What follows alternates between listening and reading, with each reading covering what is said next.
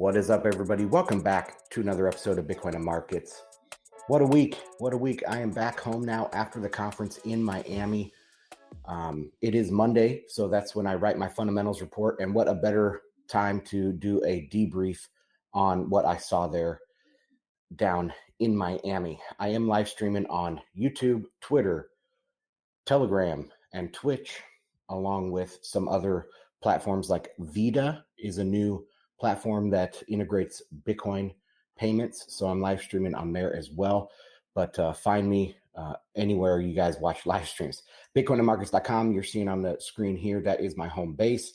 Like I said, every Monday I put out the Bitcoin fundamentals report, so you guys can go there, sign up for free to receive that. I cover all sorts of things from Bitcoin headlines, macro headlines, Bitcoin price, mining, lightning, all sorts of stuff. It's a very good synopsis of what's going on that week in Bitcoin. I also want to shout out to my Telegram guys. They held it down during the conference. I did live, react to, with typing messages out there in Telegram to a lot of the speakers down in Miami. So if you guys are missing out on the Telegram, go to t.me/Bitcoin and Markets. Make sure you're in the channel and that you're interacting. Okay, let's get into the report. So I always start with a meme, and today is Bitcoin Pizza Day.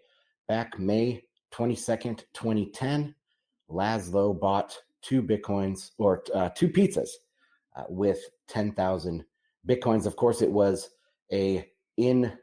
what's the term I'm looking for? It's indirect exchange.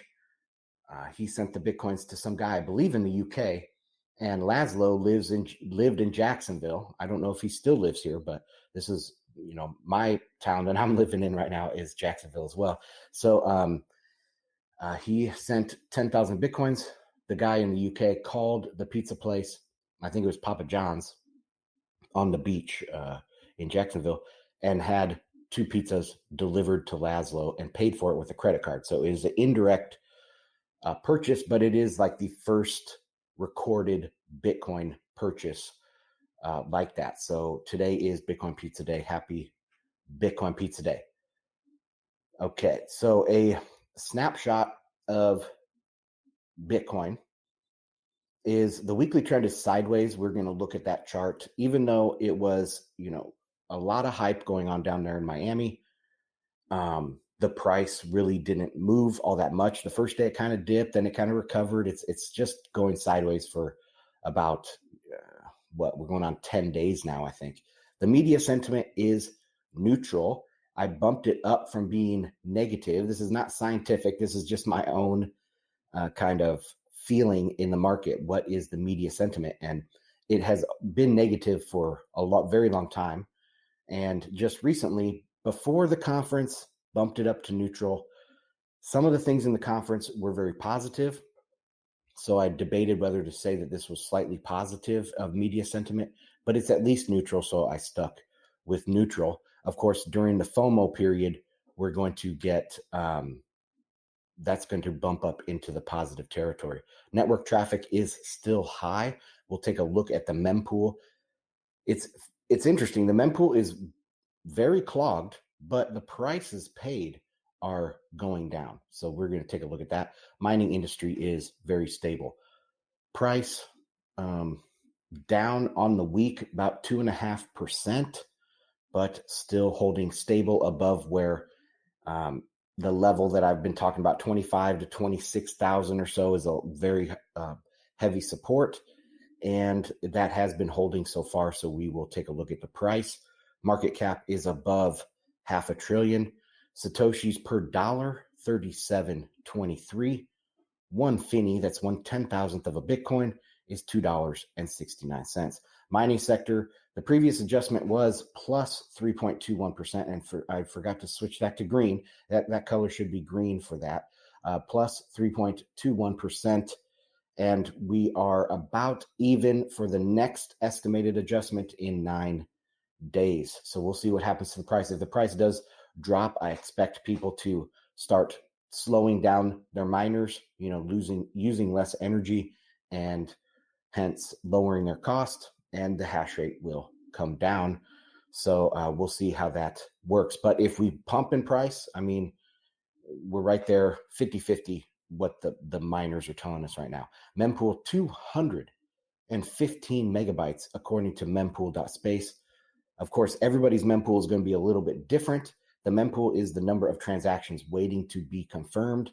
So if you send out a transaction, what you do in Bitcoin, for those newbies out there listening to this, if there are any, you send out a broadcast transaction, and all of the nodes will, or a node will receive that, validate it, and relay it, and broadcast it to their connection. So that's how a transaction gets broadcast out into the Bitcoin network. It does not get confirmed in a block though yet. So miners do not validate transactions, miners confirm, or another way to put it is order transactions. So these are the number of, it's not the number of transactions, but it's the size, total size of the transactions in megabytes waiting to be put into a block.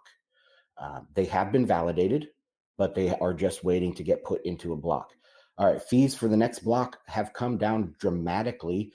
51 Satoshis per virtual byte comes out to about 1.92 cents, or sorry, $1.92. And the median fee out there is about $1.66. Remember, just 2 weeks ago, we were up there at $15 to $20 per transaction, and now we're back down to the $1 mark. So this period over the last couple of weeks has really shown the resilience of the Bitcoin network. Okay, Lightning capacity.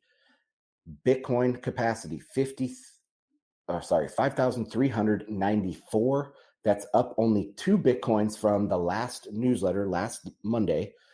But the number of channels is down. It's down by over 1% again this week. It was down by 1% last week. It's down by another percent this week. So the number of channels continues to slide. It's not crazy. I believe the highest was about 75,000. Now we're down to about 71,000 channels. And these are public channels that are discoverable by mempool.space. But this makes sense. And well, let me just get into it now. I think the high fees have really hurt the Lightning Network, because it's uneconomical to rebalance, open new channels to do things like that. So if a channel gets closed, it might not be replaced. So we're seeing about 1,000 channels a week just roll off the network. Maybe if we have a consistent period of lower fees where people can open up their channels again, we'll see a big spike in the number of channels. But that's kind of what we're seeing with Lightning Network. I did not write about this week, but one of the things that really struck me during this conference, talking about Lightning Network, talking about on-chain, I started hearing a lot more talk about sidechains. Maybe it was just in my own personal conversations, but I noticed that. And I'm not a fan of sidechains like Elements and Liquid and stuff, but I think that is the most logical way to scale this long term.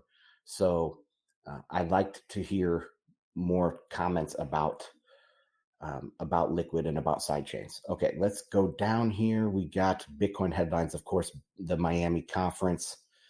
This was my third conference down there for Bitcoin Magazine. And overall, it was really good. My overall takeaways are they did a fantastic job in setting it up and running it. It seems to get a little bit better every year. 2 years ago, when they were in the Wynwood Park or Wynwood section of the city, you could tell that it was probably their first big conference that a lot of these people set up. Now, this is their third massive conference, and you can tell they're really starting, well, fourth or fifth if you include Amsterdam and some other things. So, they're starting to really get the hang of it. The production value goes up, the treatment, the layout, all sorts of things goes up and up every year. So overall, this was a very good conference. Miami, it was not hot. It got cloudy in the afternoon, which was nice because, most people aren't maybe ready for the heat and the humidity of Miami. And so those afternoon clouds were very nice. What else? My hotel was just a couple of blocks from the conference center. We got really lucky finding an open room about a quarter of a mile away on the beach. And so that was a quick walk for the wife and myself. What else?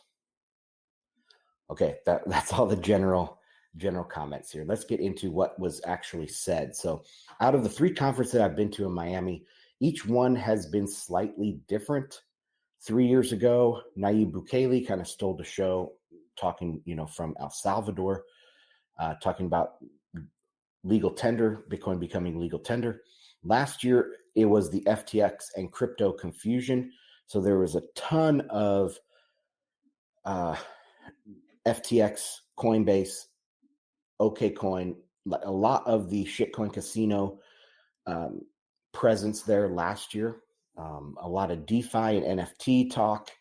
Everybody had to say crypto or blockchain. And if you didn't say that and you were a Bitcoiner and you made a point to say, no, it's Bitcoin, not crypto, at least half of the people there would look at you like a crazy person, like you are a Bitcoin maxi, and that was a negative connotation. However, this year, it's completely opposite. So a lot of people were talking about the attendance. The attendance was smaller this year, down from like 25,000 to, I think they broke 15,000. I'm not sure, with like sales at the gate and stuff. But there might have been more Bitcoiners, because last year it was about 50-50 split between shitcoiners and Bitcoiners. And this year it was extremely, extremely well vetted. And there was not a lot of shitcoinery going on. And I mean, every crypto is in the dumps. It's on the ropes. And so they did a good job, I think, keeping the message clear. So anyway, my 2 takeaways from this year is the clarity of mission or message and the politicians. So I broke these down in the newsletter. The clarity of mission, altcoin scams were noticeable. Altcoin scams were noticeably absent this year. Last year, FTX was a major sponsor of the Miami event, and altcoin banners were everywhere. This year, there was none of that. The event was definitely smaller in attendance and scope, e.g., the arena itself was not as cavernous. So it was in the same arena, but last year they spread everything out much more. And this year they kind of kept it tight, kept it logically laid out, efficiently laid out from one section to the next. And so I thought they did a much better job of tightening everything up. They had this big back area that they didn't even use this year. So it made everything more cozy and not as cavernous as last year. So again, just a better use of the space, I think, this year. They use the space much more wisely, I said. But it isn't clear if there were fewer Bitcoiners or fewer altcoiners and crypto bros. I think the latter.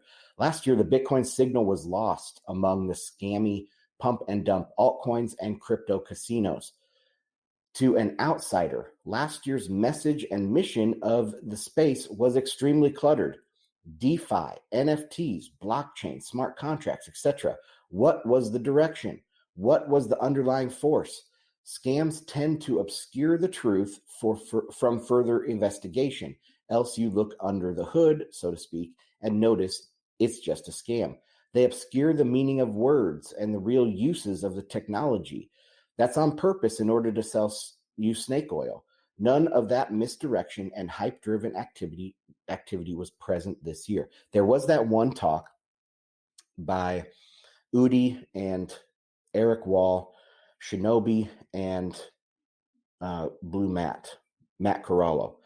And Pete Rizzo was the moderator of that one. And I live chatted during that to the guys on Telegram. So once again, if you guys aren't on the Telegram, check that out, t.me/Bitcoin and markets.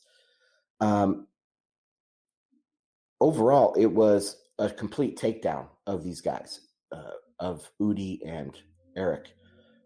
Made them look kind of silly up there with their costumes on. And then BitBoy, was out in the audience throwing out wizard hats to the crowd. and trying to hype people up. Bring the fun back to Bitcoin. Bring the fun back. Come on.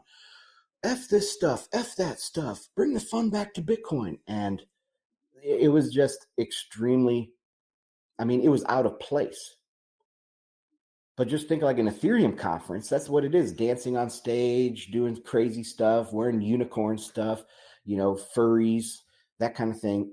That is not at all what Bitcoin has turned into. Bitcoin is extremely professional. You have Bitcoin miners, you have bankers, you have investment people, you have the best cryptographers and the most creative developers in the world working on real world things. You have serious politicians. It's not overly serious because I think they had the cornhole, the beanbag toss section. They had a couple other games. They had a little basketball, like arcade game set up in there. They had a bull that you could ride to try to see who could stay on the longest on the bull. They had some video game things. It wasn't overly serious, but it was not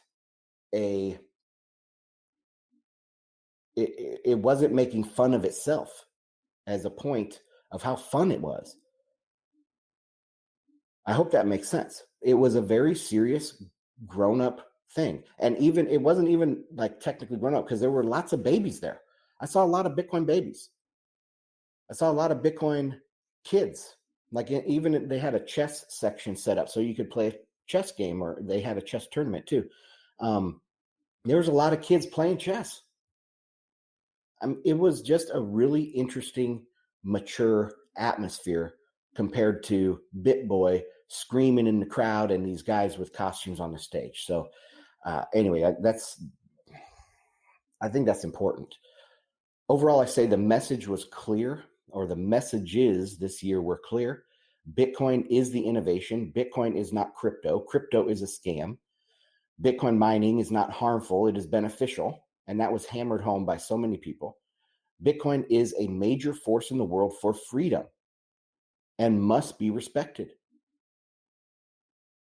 Bitcoin demanded respect this year. And we saw that in the next thing, the politicians. But to round out this, the clarity of mission, I say my hope for the conference, and frankly, all of 2023, was to drive a wedge between crypto and Bitcoin. I think they were very successful in doing that at Bitcoin 2023. Okay, politicians. We traded shitcoins for politics this year. Bitcoin is becoming a very important voting bloc in the United States, and it started to get the respect it deserves. How many millions of people in the US now own Bitcoin? It's a sizable amount. I forget what the most recent data was. Wasn't it like 20 million or 30 million? That's a huge voting bloc, and it's being respected as such. Okay, so one of the politicians was Cynthia Loomis. She spoke about all the efforts on Capitol Hill, and she reiterated the uniqueness of Bitcoin when it comes to future regulation. She was, hammered home Bitcoin as a commodity. The SEC isn't regulating it. The SEC is regulating all the scams and all the altcoins and crypto. So she made a big point of that. Then, of course, Robert F. Kennedy Jr., he made a fantastic speech outlining Bitcoin as unique and as a powerful force for freedom in the world. Overall, my reaction to his speech was very, very good. He has a very good grasp of exactly what makes Bitcoin special. And I think he's talking to the right people. And his grasp of Bitcoin doesn't seem to be driven by talking points or insincere wanting to get a voting bloc to vote for him. It seems very sincere. And so it was a very good speech by Robert F. Kennedy Jr. I think he has a decent chance of making it far in the election cycle. So I think this will be good. Vivek Ramaswamy, he's polling third in the Republican Party for president. And he said that Bitcoin is the key alternative needed to tame the Federal Reserve and out of control spending. He is very pro Bitcoin. He's a young guy. He has a long political career ahead of him. And I think he is also very sincerely a Bitcoiner. So it's good to see him out there preaching for Bitcoin. Tim Ryan and David McIntosh, they announced a bipartisan education initiative teaching why Bitcoin, not crypto. McIntosh runs the largest Republican super PAC, and Tim Ryan is a former Democrat congressman with influence. And I think he does some other super PAC work. Tim Ryan does for the Democrats. But this is a bipartisan issue that they announced. I think it's called the BIP is the short acronym for it, like the Bitcoin. What was it?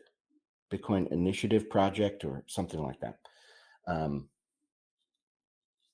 So they're going to educate Capitol Hill. They're going to educate politicians on Bitcoin, not crypto.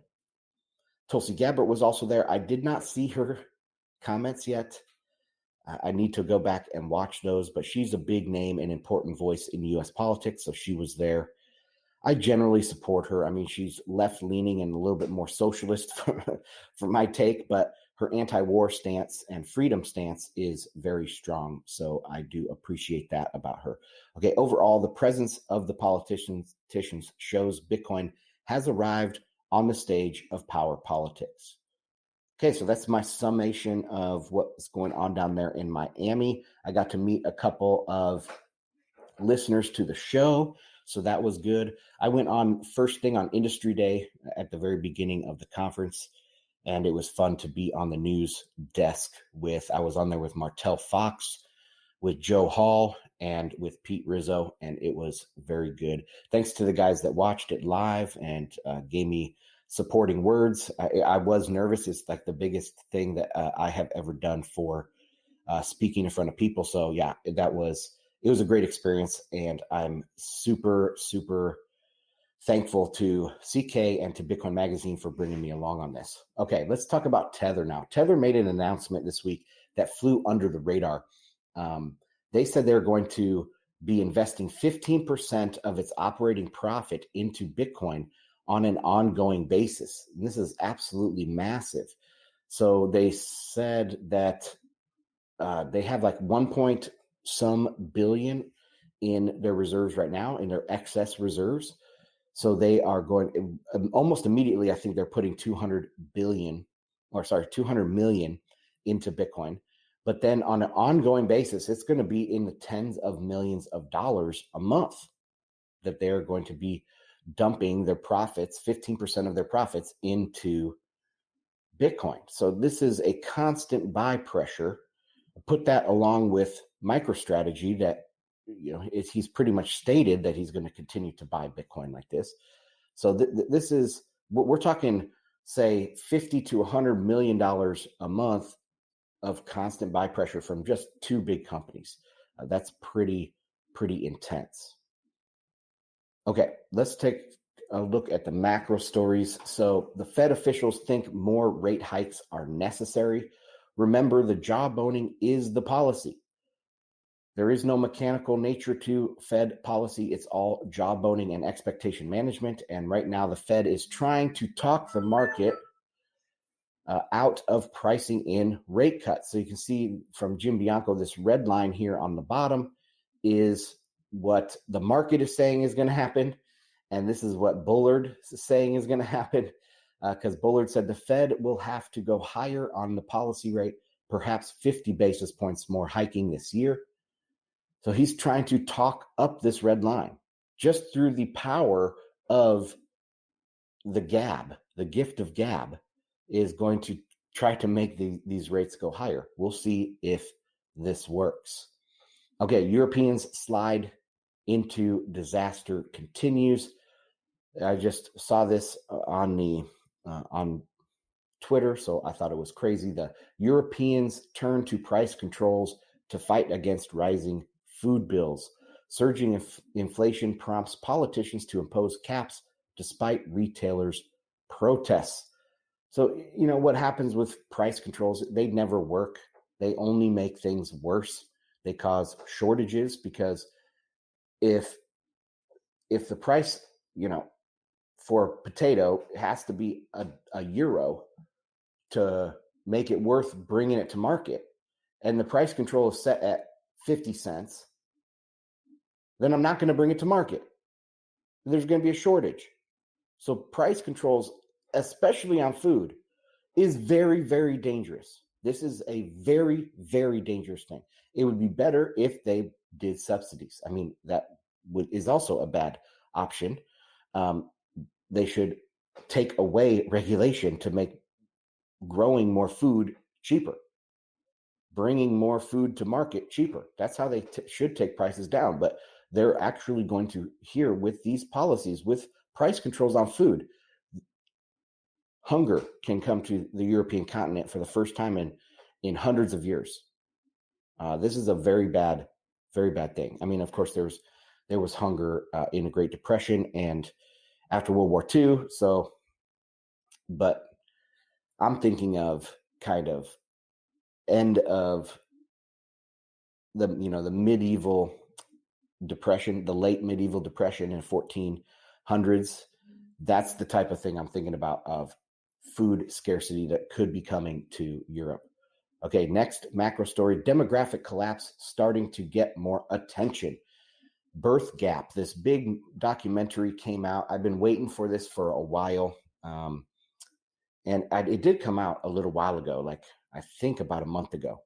But he's been making his rounds on the podcasts, and people are really starting to talk about demographic collapse. I've been hammering on this for at least a year, maybe two, because I have been talking about the demographic collapse of China for a long time. China is in a very bad situation with their demographics, the US less so, which is one reason why the Thucydides trap is totally fake, and why I'm bearish on China and relatively bullish on the United States. Demographics are so powerful, guys. They are so powerful, and people are they're starting to talk about it now, but this could be, I say this, it is a possibility. It is possibly the defining factor of the next 100 years, this demographic collapse. Losing 50% of the people in the next 75 years is going to be horrific. I was talking about this one day at dinner, and my daughter actually had their friend come along with us to some Italian restaurant, and I was just talking with the wife about the demographics, and the friend said, why is that bad? Why is that bad that there's not going to be as many people? So, I mean, they're interested. I think the next generation is interested in this topic because we're saddling them with this, taking care of the older generations, where it might have been 6, 7, 8 to 1 of younger people to retirees to take care of them in their old age. It's going to be about 3 to 1 now. So 3 Americans taking care of 1 elderly.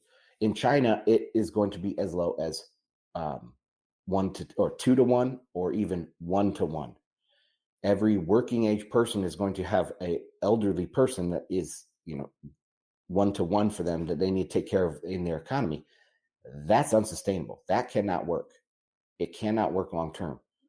This is a collapse situation. All right, let's continue. That's all about the macro situation. We have Bitcoin price analysis here. Let me pull up this image if I can make it bigger. There we go. I'm not going to put these onto Telegram right now because you guys have the link to the report. You can check that out. But the price is being held up right now on the 100-day. We'll see if that continues. What do I write here? 100-day in blue, acting as support. And on the weekly chart, the 200-week moving average is acting as support. And I'll show this one. This is the orange weekly 200-week moving average here, showing support. The red box did catch that bottom wick, which is what I was expecting, but we'll see if that is the ultimate bottom here for this pattern, or if we do fall down. I think it is unlikely to be able to break through the $25,000 to $26,000 zone. That would be a shift, total shift in trend, And I think you would need to see some big bearish turn in the market to break through that level. I just don't see that happening. So most likely we will move up towards 28,500 soon.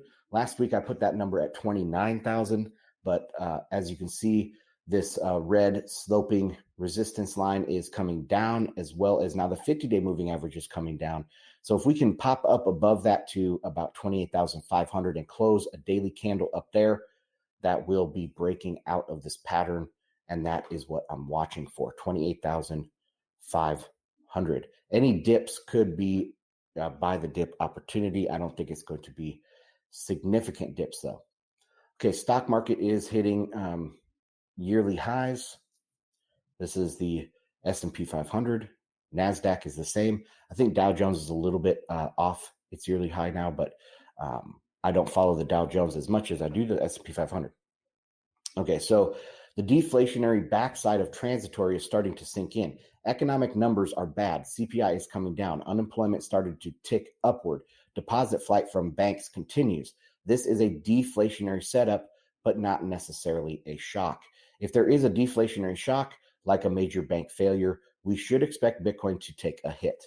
But short of that, say we just see continued recessionary pressure, Bitcoin should continue higher along with stocks. My 2023 call for higher stocks, bonds, gold, and Bitcoin has been spot on so far. The next rough patch that could see high levels of stress, which could develop into a shock, is end of quarter Q3.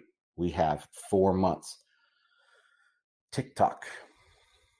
Okay, headlines for mining. Starting to run a little bit short on time here. I've got about 5 minutes left to get through this. We got mining was huge at Bitcoin 2023. Mining companies had close to 50% of the boost. While on the news desk, Michael Saylor said something to the effect that miners are the front line against regulators for Bitcoin. They will fight the battle for all of us. I think that's a very important insight by Michael Saylor. Okay, also RFK said in his speech that energy uses will not be discriminated against. That's very important, of course, for Bitcoin mining. Bitcoin mining is zero emission. It is just using energy the same way your refrigerator uses energy or an EV uses energy. If an EV is zero emission, so is Bitcoin mining. And RFK said that if he's elected president, make sure that they do not discriminate against forms or uses of energy. The government shouldn't have power to tell you what you can or what you can and cannot do with the energy you buy. Okay, the Biden's 30% tax on Bitcoin miners isn't going to happen, says Cynthia Loomis. As I said, the first day of the Dame tax was proposed. So if you go back, it was about 2 months ago or so, this first time that Biden's proposed this 30% tax, I said, this is not going to happen. Cynthia Loomis is saying that as well at Bitcoin 2023. That isn't going to happen. She went on to say that mining can easily move anywhere with the energy, and it is cleaning up the environment, not harming it. The education of politicians is one of her highest goals. Bitcoin difficulty chart. We can see this purple step up is the difficulty. It increased by 3.21%. And hash rate has come down a little bit in the last couple of days, but nothing significant to report. Let's check out this mempool here. Very interesting way that this has evolved. So the mempool back on the 22nd of April was clear.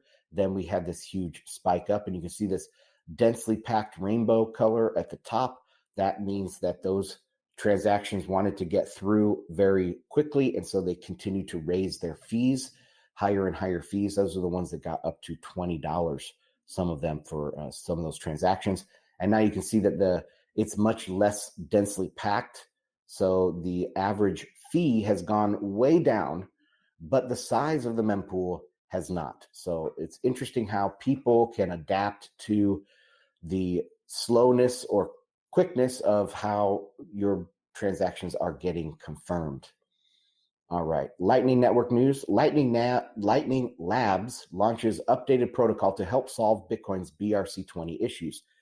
The Taproot Assets Protocol is designed to operate maximally off-chain in order to avoid the network congestion that has become an unfortunate characteristic of the Bitcoin network since the inception of the BRC20 token standard by an anonymous developer, Domo, on March 8th. Lightning Labs said protocol users could soon integrate BRC20 assets into the Lightning Network with wallets, exchanges, and merchants ported over instead of needing to bootstrap a new ecosystem from scratch. This is my words now. BRC20 tokens on Bitcoin are used specifically because they are inefficient as a way to attack Bitcoin. There is very little productive or lasting value to these NFTs, so they have to get their pumpamentals from marketing stunts. Causing a fight in the community over block space is a great way to get eyeballs that otherwise couldn't care less. So that's my whole shtick on the NFTs and the ordinal debates. And that's it. Issue number 242 is in the can. Thank you guys for joining me. Ansel Lindner, Bitcoin and Markets, live streaming Monday, Wednesday, Friday, also Thursdays with Bitcoin Magazine for FedWatch. So check that out. Check out bitcoinandmarkets.com to stay up on everything. And I will see you on the next one. Bye.